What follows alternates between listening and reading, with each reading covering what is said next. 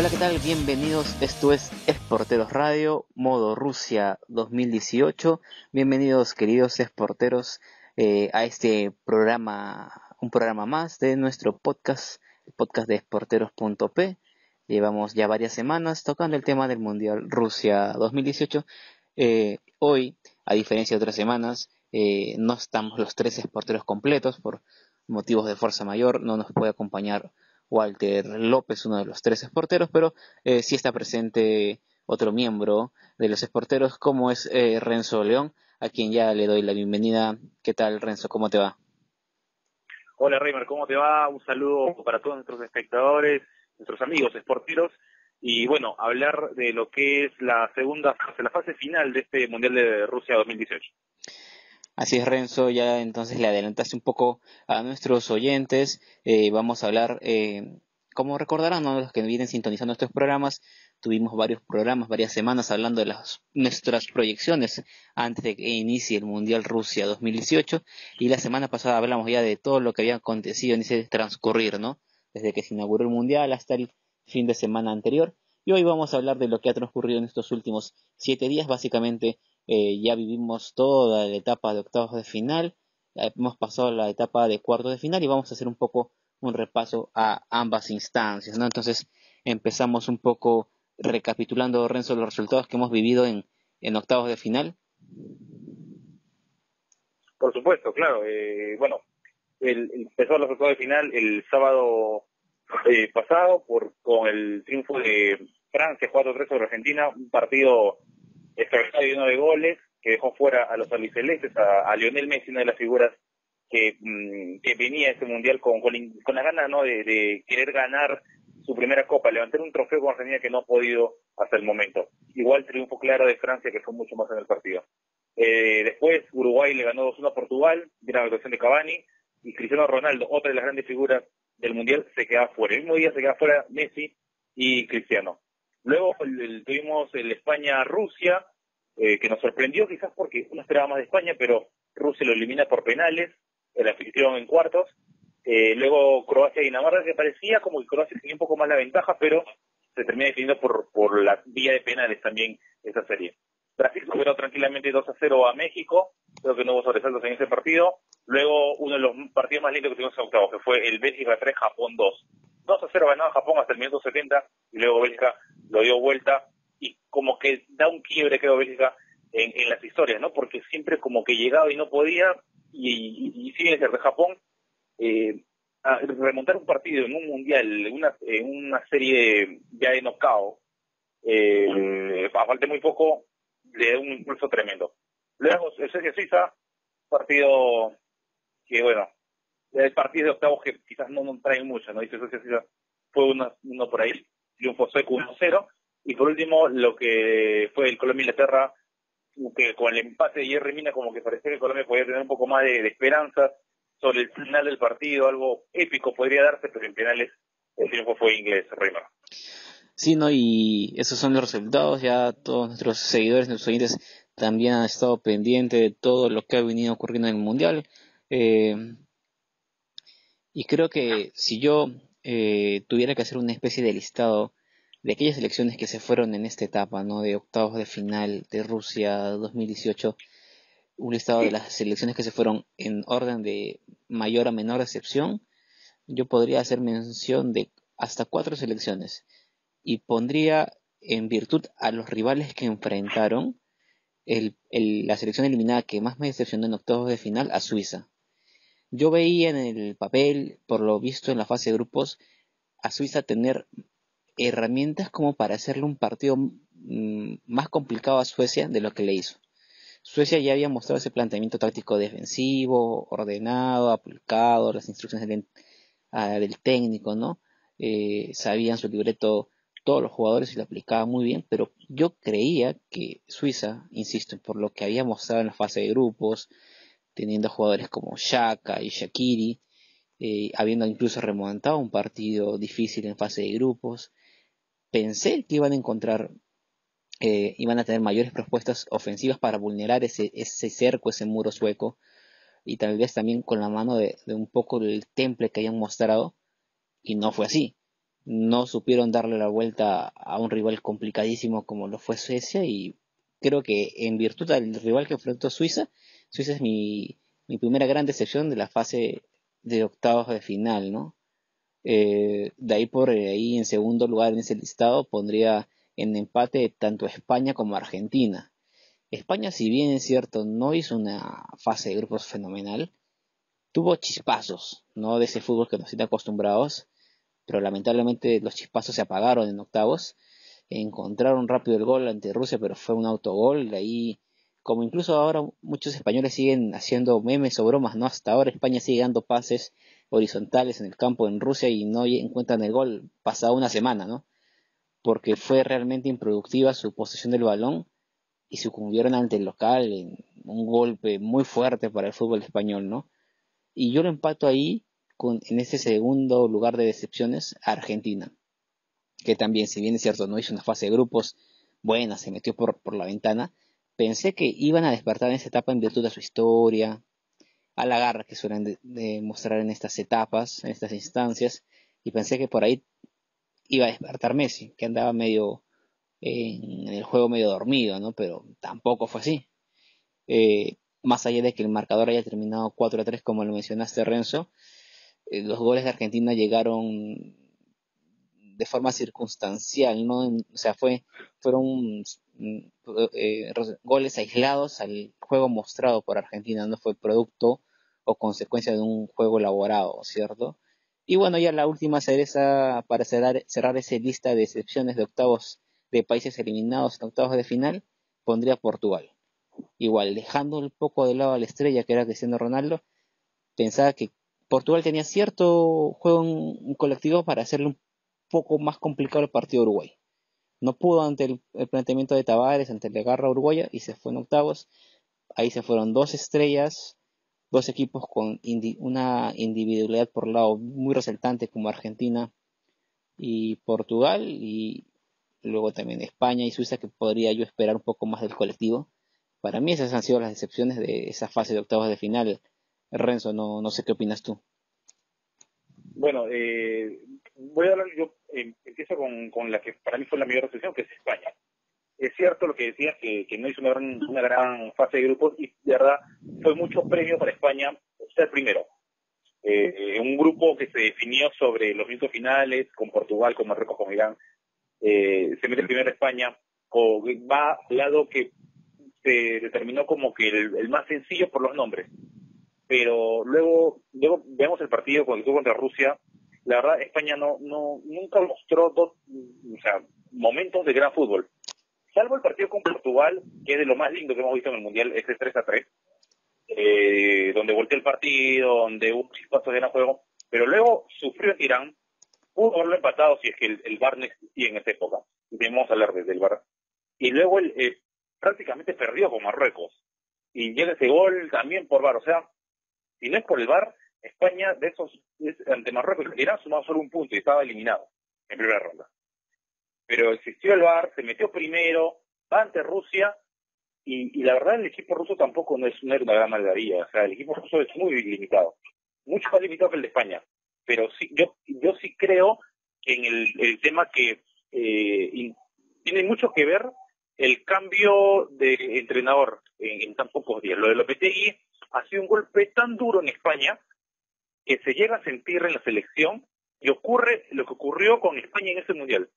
Uno puede ver y hacer la comparación de España con el de España de hace 4 años, que perdió 5-1 con Holanda, que perdió 2-0 con Chile, y me queda un mejor sabor de boca ese España eliminado en primera ronda que este España eliminado en octavos.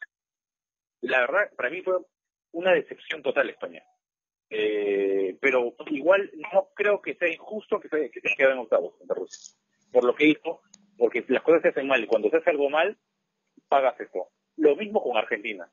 Con Argentina se viene trabajando muy mal, y eso lo hemos hablado en varios programas, antes del Mundial y durante el mismo también, que se viene trabajando mal en la AFA, que se vienen haciendo mal las cosas. 3 entrenadores en una eliminatoria es para tomar las cosas en broma. O sea, no se puede tener un proceso serio con eso. Y fue una Argentina muy limitada que llegó el Mundial por la ventana, que clasificó, como bien dices, por la ventana en la fase de grupos, y se fue ante un Francia que por ahí flaqueó, entraron los goles de María, llegó el gol de Mercado, por ahí que Argentina soñaba que al Heroica, al estudiante de La Plata, tal cual argentino, pero Francia apretó el acelerador solamente a 11 minutos y hizo 3 goles y se acabó el 6. Entonces, la verdad que Argentina hizo lo que pudo y Francia demostró ser el mejor equipo. Por sacarle todo el peso sobre Lionel Messi me parece una cosa también no congruente. Creo que el fútbol es un equipo, son 11 contra 11 y hablar solo de individualidades como que no va. Luego de eso, para mí el tercero, o sea, dije España y Argentina, y el tercero que me dio un alzador de boca y que pudo llegar más fue Colombia. Colombia tenía el equipo, tenía todo para avanzar, tenía un equipo completo, es cierto. Faltó James Rodríguez por el tema de la lesión y se sintió ante Inglaterra un equipo inglés que a priori me parecía que Colombia estaba un peldaño por encima de Inglaterra por funcionamiento táctico. Pero cuando vimos el partido, la verdad que no fue así. Se sintió la ausencia de James. Peckerman planteó un partido más defensivo ante una Inglaterra que es rápido, que sabe cómo atacarte, y que hubo reclamos después del partido que el árbitro le jugó en contra. Fue un mal arbitraje, pero no me parece que le haya jugado en contra a Colombia. El penal fue correctamente cobrado, dio un empate heroico sobre la hora, y luego la definición por penales está para cualquiera. Hay que saber patear penales, pero también hay mucho el tema de la fortuna. Así que esas son mis 3 secciones de octavos: España, Argentina y Colombia. Sí, Renzo, básicamente creo que hemos coincidido en algunas cosas y tal vez si en algunos equipos eliminados no hemos coincidido, creo que en los errores pueden tener errores en común las selecciones que cayeron, que sucumbieron en la etapa de octavos de final del Mundial de Rusia 2018, ¿no? Y bueno, visto y culminada esa etapa, nos tocó vivir entre el viernes y el día de ayer sábado lo que fueron los partidos, los duelos de cuartos de final de esta Copa del Mundo.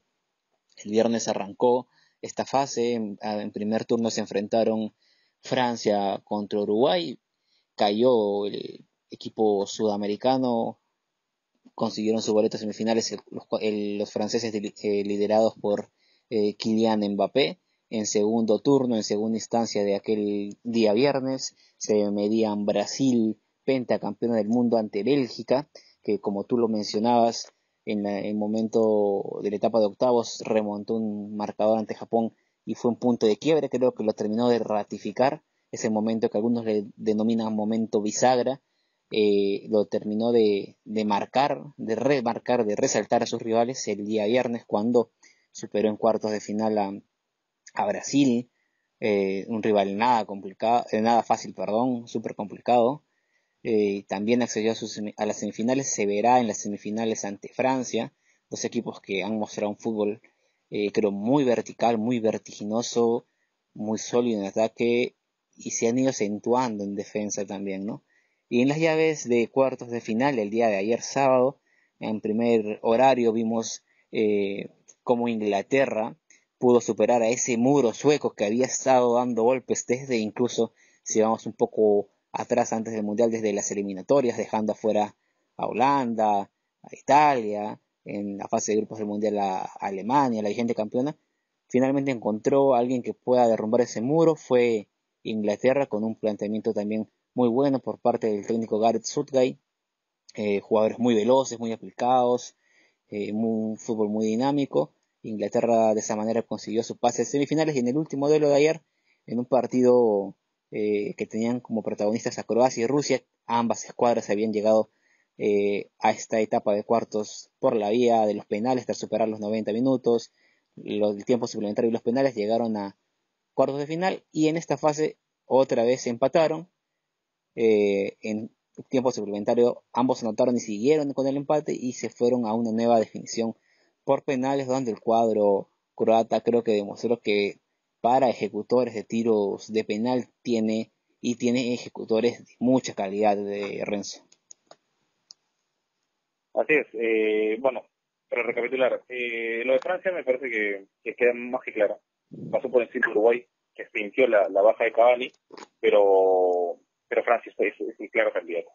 La verdad que tiene un delantero como Kylian Mbappé que hay cosas que va a ir mejorando, que va a ir madurando por propia de la edad también, pero la verdad que es un tipo tranquilamente que podría superar lo hecho ya por estrellas de fútbol mundial como hemos tenido en los últimos 10 años, como fue Lionel Messi, como ha sido Cristiano Ronaldo. Lo de Mbappé va para en serio. Luego, lástima que no está con nosotros Walter López, pero hablamos muchísimo en la previa sobre ese Brasil-Bélgica. Lo sentí muy ganador a Walter más que a Brasil en la previa de este partido. Yo vengo siguiendo el fútbol, vengo siguiendo a la selección de Bélgica desde hace varios años y lo que está viviendo ahorita el equipo dirigido por Roberto Martínez no es una cosa de casualidad. Es un trabajo que se viene haciendo hace bastante tiempo, tiene jugadores con que hacerlos, tiene para mí al mejor jugador del mundo, que es Eden Hazard, y la verdad que si bien analizamos el partido, uno puede decir, no, tampoco que Bélgica lo había pasado por encima de Brasil. Es cierto, no fue así. Pero Bélgica fue inteligente y el fútbol se gana con inteligencia. El fútbol hoy en día se gana con mucha estrategia. Hoy ya no existe el juego bonito, hoy ya no existe el que yo tengo a jugadores de 1,90 m y te voy a ganar por potencia. No. El fútbol se gana con mucha estrategia. Hubo un blooper al principio del partido, el 1-0, luego el 1-0 es un golazo.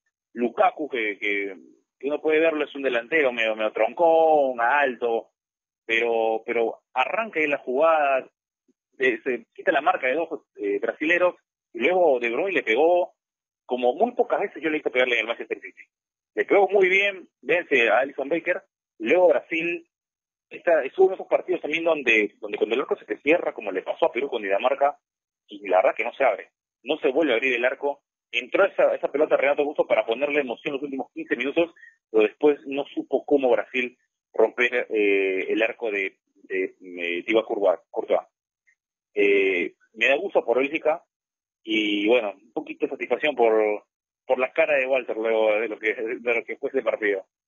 Lo de Inglaterra y Suecia, la verdad que Inglaterra está perfilando como para ser directamente ya el finalista. Luego voy a comentar el porqué.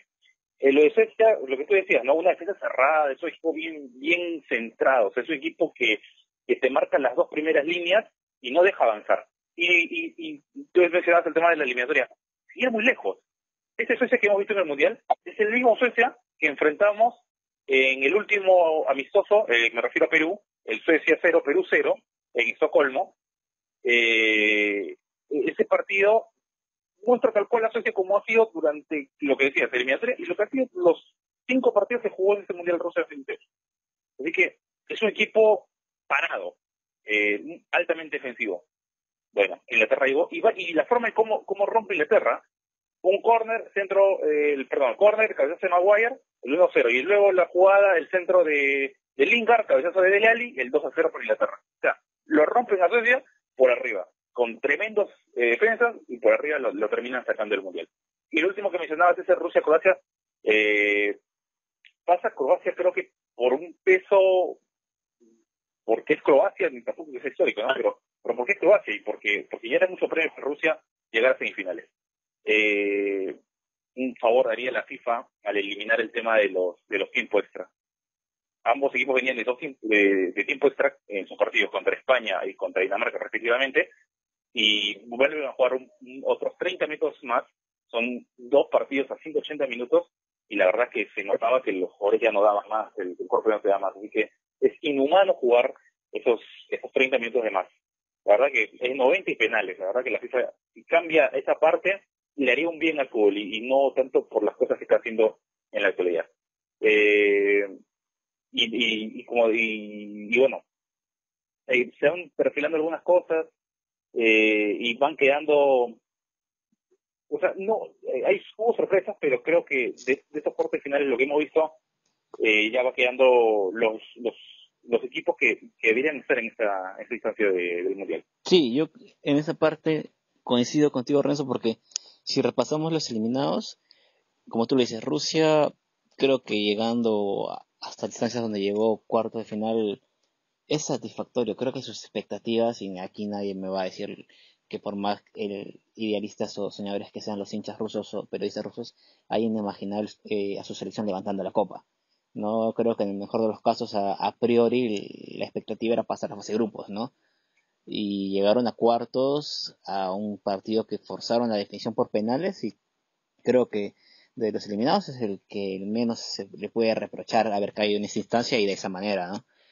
Después, por ahí, siguiendo un poco ese camino, Suecia también entra, ¿no? Con esas mismas características, ¿no? Su eliminación fue, digamos, decorosa, murieron de pie, pero es que tampoco tenían más herramientas para seguir avanzando, tampoco, ¿no? O sea, por más orden defensivo y aplicado que hayan mostrado, si no muestras más en ataque, difícil que llegues, ¿no? Ocurre cada mucho tiempo esa especie de milagro que por ahí lo encabezó Grecia en la Eurocopa de 2004, pero de ahí no se volvió a repetir porque es muy complicado llegar a instancias finales y aún más complicado aún ganar un torneo jugando con ese estilo, ¿no? Después en los otros lados, Uruguay creo que también murió de pie. Coincido que la ausencia de Cavani fue muy notoria, pesó mucho. Sí creo que tal vez con Cavani hubiesen disputado más el partido ante Francia, pero bueno, sin Cavani creo que tampoco sorprendería un poco la eliminación del cuadro de Charrúa. En cuanto a la eliminación de Brasil, yo aquí no es que me sorprenda, pero creo que igual como lo digo con Uruguay, murió de pie, pero tal vez pudo hacer un poco más, ¿no? Creo que ese partido ante Bélgica fue un partido muy bueno desde el punto de vista de los que mostraron los jugadores y desde el punto de vista de los técnicos. Creo que fue, se podría decir, como no en muchos partidos recientes, que fue un partido con un marcado primer tiempo para un técnico y el otro tiempo para el otro técnico, en virtud de cómo replantearon, cómo ordenaban a sus jugadores. Y bueno, si bien en el segundo tiempo Brasil encuentra la manera de confrontar a Bélgica, le faltaron minutos, pero sobre todo le faltó un 9. Neymar aparecía por chispazos en varios partidos, lo mismo Coutinho, Paulinho, pero nunca apareció su 9. Gabriel Jesús no anotó un solo gol. Y este era un partido donde necesitaba más que nunca el gol. Y creo que eso fue lo que al final le pudo terminar de pasar factura al cuadro brasileño, que en líneas generales, y al igual que el cuadro uruguayo, como lo comentábamos hace algunos días por interno, creo que ambos técnicos, Tite y Tavares, deberían continuar al cargo de sus selecciones con mayor tiempo Tite que Tavares, obviamente, porque Tavares ya está culminando un ciclo, pero deberían culminar porque han sido eliminados del Mundial, pero no han sido eliminados con una actuación desastrosa como la de Argentina o como la del mismo Brasil en el Mundial anterior.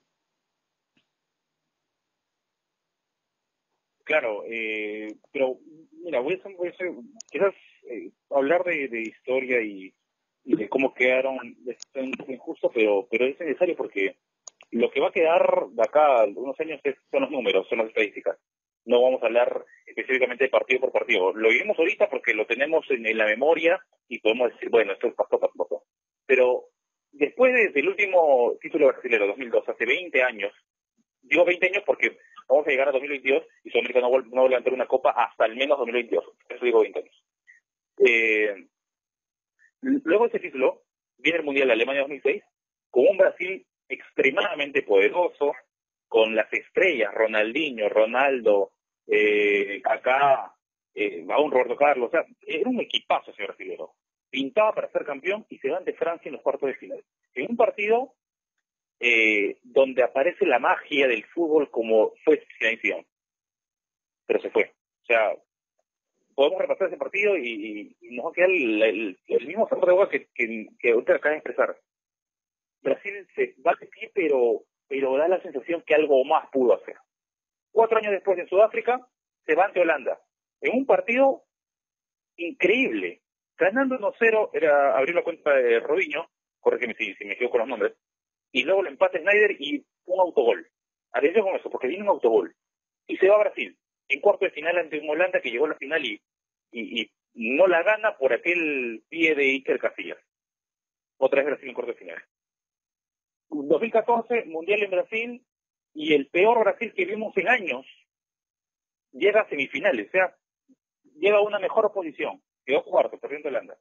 Pero llegó a semifinales y lo mejor hubiese sido no llegar, ¿no? Porque nadie va a olvidarse 7-1. Pero ese peor Brasil quedó mejor posicionado esos otros 3 Brasil, excepto 2010, que pintaban para mucho más. Porque en la previa todo el mundo decía que ese 2018 era para Brasil. Y Brasil pintaba para ser el campeón. No había rival para Brasil. Pasó, debutó con un empate 1-1 con Suiza y luego tuvo partidos muy cerrados. Y ahora, si darle la responsabilidad a Neymar, es cierto, es la figura y todo, pero Neymar no juega, ¿hace cuánto tiempo no juega en el PSG? Se lesionó en el partido con Real Madrid, se lesionó en marzo, estamos julio. ¿Desde cuánto no juega Neymar? Entonces, todo ese tiempo parado te pesa. O sea, el fútbol no es que, no, yo soy la estrella y no juego 2 meses y voy a ver. No, no hay constancia, no hay práctica. No va a pasar lo que pasó ahora. Neymar no brilló, pero no porque el mal dicho, el de que el pecho frío, como se le llama a Messi, como se le llama a otro jugador. No, no es por eso. No, porque estaba parado. El mismo caso pasa con Alemania. Ter Stegen, que es el arquero alemán, que es el arquero que levantó la Copa Confederaciones hace un año, estuvo tapando toda la temporada. Y Neuer estuvo lesionado. No tapó en ningún momento. Alemania se fue en primera ronda. No hay responsabilidad de Neuer, pero hay circunstancias o hay jugadas donde sí tuvo responsabilidad Manuel Neuer. En fin. Quería hacer ese capítulo porque y creo que vamos a pedir que la única sorpresa de corte final es ese partido, Brasil-Bélgica. Es como que los demás no se esperaban. Pero ese Brasil-Bélgica como que nadie esperaba. Y todos soñaban con un Francia-Brasil para una hipotética semifinal reina. Sí, como tú lo dices, ese fue el partido más llamativo de esta etapa. Y para ir cerrando un poco el análisis de los que se fueron y empezaron metiéndonos en las semifinales, quiero terminar de decir que yo sí pienso que Tite debe continuar, y haciendo un poco caso a las estadísticas, es porque en el proceso que lleva solo ha caído 2 veces y esta fue la primera derrota en partidos oficiales. La anterior derrota había sido un amistoso, en aquel amistoso ante Argentina cuando debuta Sampaoli. Después los números de Tite están muy, muy a su favor. En esta instancia, como tú lo dices, careció mucho de que sus principales armas de ataque hayan venido de un parón previo al Mundial.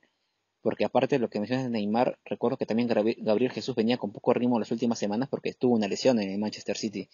Y esto lo podemos, nosotros también lo vivimos con Perú porque lo vimos en Pablo Guerrero, ¿no? Pablo Guerrero estuvo de para por el tema de la sanción y se notó. Tal vez en sus clubes no se note tanto, pero a este nivel sí se notó.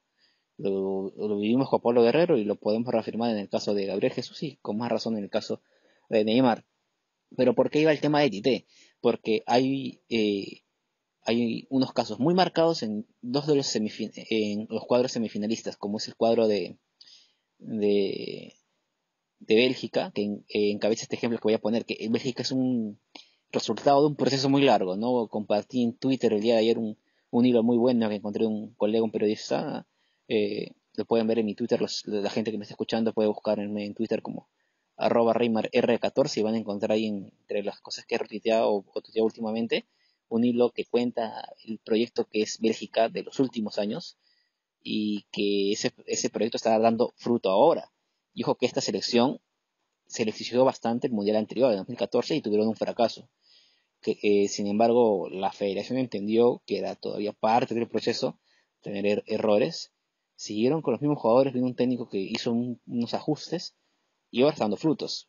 Por eso voy por el lado de que Tite debería continuar, ¿no? Porque este es su primera caída, puede levantarse y en el próximo mundial podríamos ver a un Brasil más protagonista, más fuerte o algo así.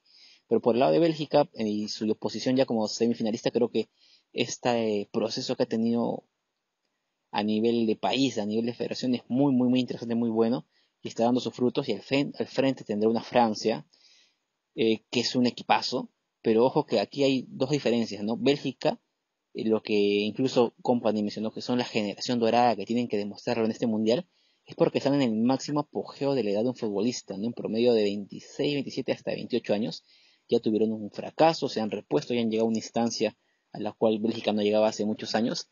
Por el otro lado, Francia, que ya cuenta con una Copa del Mundo, tiene un plantel muy bueno, un técnico muy hábil, jugadores estrellas, pero muchos son jugadores jóvenes. Entonces aquí vamos a tener dos confrontaciones. Una selección que está con un proceso en una etapa ya culmen, una etapa madura, y una Francia que está en las primeras etapas de su proyecto, encabezada por jugadores jóvenes. Y algo similar ocurre en la otra llave. Inglaterra es un país una federación cuya federación empezó el proyecto muy similar a Bélgica hace pocos años, 2012 más o menos, si no me equivoco, eh, y han dado frutos ahora, también su plantel con jugadores muy jóvenes. Y el otro lado, Croacia, que el mundial pasado también se le exigió bastante y fracasaron. Y en este mundial nosotros lo comentamos en los programas, en el tercer programa, perdón, en el cuarto programa cuando analizamos el grupo E, que Croacia tenía plantel pero había sucumbido en las últimas copas y no había podido redituar esa actuación del 98 con Davor Zucker en la cabeza. Y que si quería volver a redituarse y estos jugadores consagrados en clubes como Luka Modric, Iván Rakitic, Perisic, Mandzukic y compañía, querían hacer algo a nivel de selección, tenían que hacerlo en este mundial, cargarse el equipo al hombro, trasladarlo al campo y llegar a las instancias finales, y lo han hecho. Entonces, en esta llave también vemos esos factores comunes. Una selección que tuvo un proyecto no tan amplio como el de Bélgica, pero sí un proyecto que tuvo un fracaso en el mundial pasado y que ahora, con jugadores en esa edad, en ese rango de edad que se llama madurez futbolística, llegan a una semifinal. Y por el otro lado, un proyecto que está comenzando con figuras jóvenes, como el caso de Inglaterra. Ambas llaves, ambos partidos van a ser muy, muy, muy interesantes y creo que no vamos a ver encuentros cerrados, sino partidos muy dinámicos, Renzo. Sí, totalmente de acuerdo contigo. Esa Francia-Bélgica, es cierto, lo que mencionas, no es un equipo joven el francés, pero aún así parte como favorito ante Bélgica. Y no sé si parte más favorito como fue la previa de Brasil-Bélgica a como va a ser esta semifinal. Y buen apunte ese, ¿no? Porque, o sea, como mencionabas, se trató el equipo belga, no es de ahora, viene trabajando, tuvo los cuartos de final del 2014 y tuvo cuartos de final de la última Eurocopa, el 2016, donde cayó ante Gales. Y después, es Inglaterra-Croacia, la verdad que no dice, era la parte fácil del cuadro, pero creo que llegan dos equipos que no son fáciles para cualquiera. Inglaterra es un trabajo que se viene haciendo bien ahora, quizás no sé si era para este mundial, quizás uno esperaba más para el próximo mundial. ¿Por qué? Porque recordemos que el año pasado levantaron el mundial sub-17 ante España, 5-2 en la final, y el sub-20, 1-0 ante Venezuela en la final. Entonces, teniendo en cuenta eso, con los jugadores que tienes ahora y una semifinal de un mundial, la verdad que lo de Inglaterra promete para varios años y un dominio de fútbol mundial. Con Croacia era como que tenía que volver a despegar ese equipo croata. Y es algo curioso con lo de Croacia, porque solamente accedió a la segunda ronda del mundial, es decir, después de la fase de grupos, dos veces en su historia, 98 y esta oportunidad. Y en ambas se llegó a semifinales. El 98 cayó ante Francia, jugó el tercer puesto y lo ganó, y ahora está en una semifinal frente a un equipo nada fácil como va a ser Inglaterra. Bueno, Sí, es como tú lo dices, ¿no? Croacia tiene una cita con la historia para ver si logra superar lo hecho por aquella selección, como lo mencionaba, encabezada por Zucker. Pero en líneas generales ambos partidos van a ser partidos muy, muy, muy duros, muy, muy intensos pero sobre todo muy atractivos para todos los seguidores y fanáticos del fútbol, ¿no? Pero sobre todo me quedo con la conclusión de que, aunque se venía diciendo un poco en las primeras semanas que este era el Mundial de las Sorpresas, creo que sobre las fechas finales, sobre las últimas etapas, podemos culminar diciendo que es el Mundial donde los procesos dan resultados. No son selecciones que han llegado por, digamos, esos golpes que a veces te da el fútbol de resultados sorpresa, ¿no? Ni por favoritismos arbitrales o errores arbitrales o destellos de figuras, ¿no? Son conjuntos futbolísticos con muy buenas propuestas, todos acatan muy bien su idea de juego, la ejecutan muy bien, pero tienen procesos detrás. Y creo que este es el mundial, no recuerdo otro similar donde haya tantas selecciones con factores comunes en organización, en manejo de federación, manejo de técnico en común, ¿no? Todos estos cuatro países tienen un proceso adecuado a sus realidades, pero tienen un proceso detrás. Y eso es muy bueno porque le dice al mundo que las cosas en el fútbol no solamente es cuestión de talento, no solamente es cuestión de que jugador o un par de jugadores sean hábiles con el balón o cosas por el estilo, no tiene que haber un proceso detrás, un respaldo a los jugadores, un apoyo a su crecimiento, técnicos hábiles que también se preparen y se superen, dirigentes que les den los recursos y logística adecuada, y con el tiempo, tal vez en algunos países en menos años, en otros países en más, dependiendo de X circunstancias, se pueden obtener resultados interesantes, ¿no? Eh, y, y ya para ir terminando este programa, esta edición de Sporteros Radio, el podcast Renzo, hay que animarnos a decir quiénes serán los finalistas, ¿no? Porque lo veníamos haciendo en los programas anteriores, es una poco de la etapa del programa que le gusta a nuestros seguidores. Y a ver, voy a iniciar yo para luego preguntarte a quiénes ves como posibles finalistas. Pues la verdad que está bien complicada arriesgar un pronóstico, pero yo creo que por el lado de Inglaterra y Croacia, creo que Inglaterra eh, va a terminar siendo uno de los finalistas, y por el lado de Francia y Bélgica, creo que Bélgica va a lograr pasar a la fase final. Y hasta ahí mi pronóstico, porque posiblemente en el siguiente programa podamos tener tiempo de hablar un poco de la final, a ver cómo han llegado los equipos Renzo. Así es, Rino. No, nada más que apuntar porque voy a coincidir totalmente contigo. Me la juego por Inglaterra. Por más que Croacia lo sentí fuerte, siento que ha jugado 2 tiempos extra fuertes, el desgaste físico es grande. Inglaterra viene prácticamente con un tiempo ganado. Por eso me la juego por Inglaterra, por la final del 15 de julio en los Niki. Y en el Francia-Bélgica, a mí me da más... o sea, como digo, es como que me gana el tema del sentimiento, ¿no?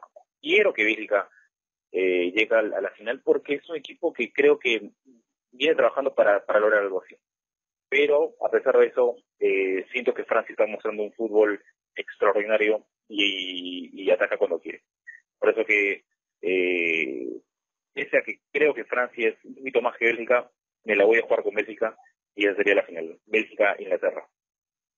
Bien, entonces coincidimos en los que creemos que pasarán a la final de Rusia 2018. Ya lo estaremos viendo en el transcurso de semana, martes y miércoles más las semifinales, 1 de la tarde, horario de Lima, Perú, para las personas que nos escuchan no se las pierdan. Ya las estaremos eh, eh, teniendo más información al respecto durante estos días en nuestras cuentas de redes sociales, y como les mencionaba, ya en el próximo programa estaremos hablando un poco más de el desenlace de este Mundial de Rusia 2018. Antes de cerrar el programa, les recuerdo a nuestros seguidores que pueden seguirnos en nuestras diferentes cuentas de redes sociales. En Facebook estamos como facebook.com/esporteros, en Instagram estamos también como esporteros, y en Twitter nos encuentran como @esporterospe, para que también puedan seguir a nuestros protagonistas del programa, los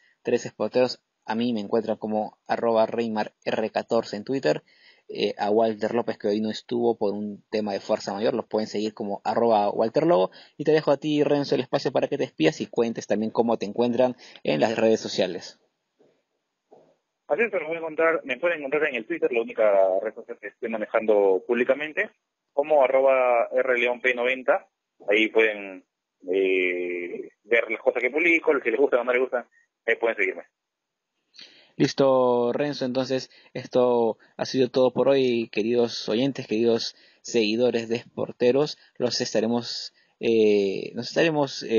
esperando en el próximo programa de nuestro podcast. Ya les estaremos anunciando en nuestras redes sociales más sorpresas en los siguientes días, más contenido como el que les gusta, como el que les venimos compartiendo habitualmente, y será hasta la próxima ocasión. Eso ha sido todo por hoy. Hasta la próxima.